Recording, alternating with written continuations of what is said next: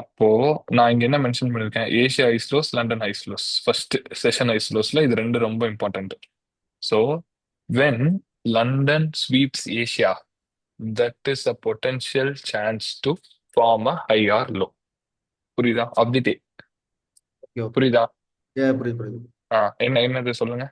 ஒரு ஒரு current Asian session. ஹையை வந்து ஒரு லண்டன் செஷன் வந்து ஸ்வீப் பண்ணுச்சுன்னா, எதர் ம், எதர் சைட் ஹையோ லோ ஸ்வீப் பண்ணுச்சு அப்படின்னா, ம்.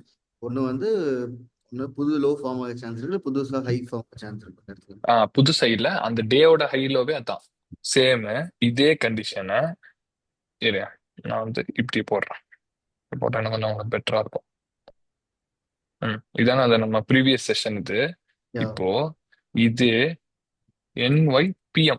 Okay bro. சரியா? PM செஷனா ப்ரீவியஸ் டேயோட நியூயார்க்கோட PM செஷன். கரெக்டா?